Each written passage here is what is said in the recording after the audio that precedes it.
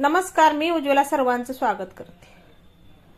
आज आपण पौष्टिक असं मऊ लुसलुशीत असं लाडू बनवतोय। लहान मुलं सुद्धा खाऊ शकतात आणि वयस्कर माणसं सुद्धा खाऊ शकतात बघा।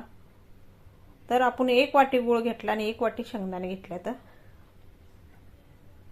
या शेंगदाणे गुळाचा लाडू तुम्ही बनवलं तर काजू बदामची आठवण पण होणार नाही, इतकं चविष्ट आणि पौष्टिक आहे। तर आणि आपल्या शरीराला ऊर्जा देणार ही लाडू आहे। बघा, शेंगदाणे चांगलं डाग पडोस तर आपण भाजून घेणार आहे।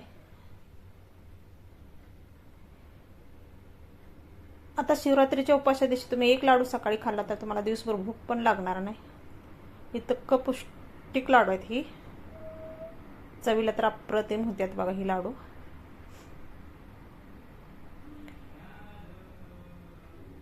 शेंगदाणा म्हणजे पहिल्या लोकांचं हे बदामच होतं। शेंगदाणा चांगला आपण भाजून घेतले खरपूस असं वरली शाल निघोपर्यंत। आणि 1 वाटी मी खोबरे घेतले बघा, बारीक पातळ चिरून घेतले। त्यात अर्धा चमचा तूप घातले मी, 1 चमचाच तूप घेतले। नंतर आपण तूप वापरणार आहे। तुपामध्ये चांगलं खोबरं लाल कलर होस तर भाजून घेऊया आपण। आता शेंगदाणे पण थंड झाले तर बघा, शेंगदाण्याची वरली साल निघते पण मी काढणार नाही, पौष्टिक असं शेंगदाणा आहे। तर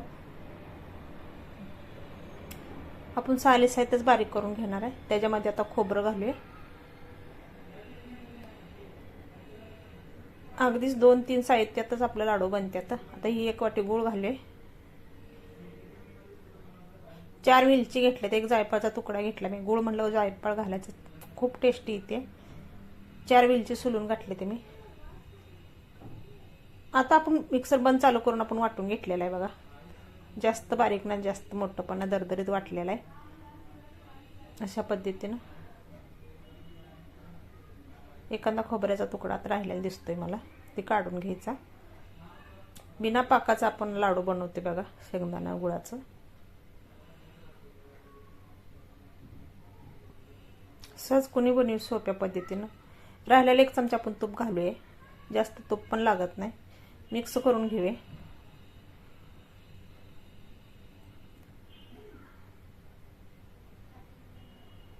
तूप लावल्यानंतर सगळं मिश्रणाला चोळून घेऊया आपण।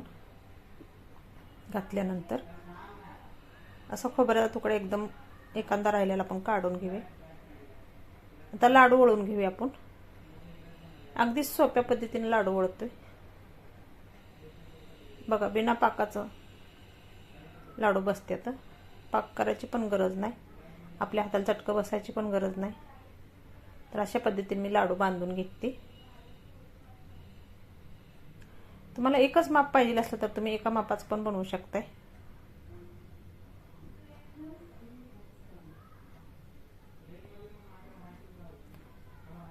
अशा पद्धतीने आता आपण बांधून घेतले। तर असं 1 चमचा घ्यायचा, तुम्हाला एका मापाचं बांधायचं चमच्यानं असं सारण घेऊन आपण हातावर बांधू शकताय।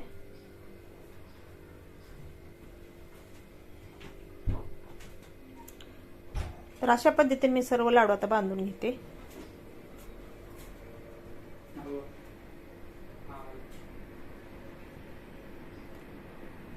आता आपण 1-1 लाडू मांडून घेऊया।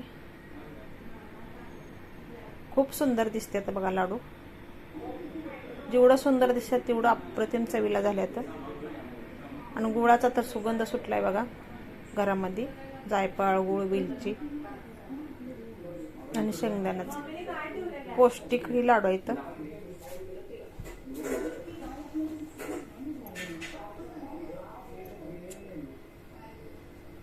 रेसिपी आवडली लाईक करा, सबस्क्राईब करा। असेच नवीन रेसिपीमध्ये भेटू। धन्यवाद, बाय बाय।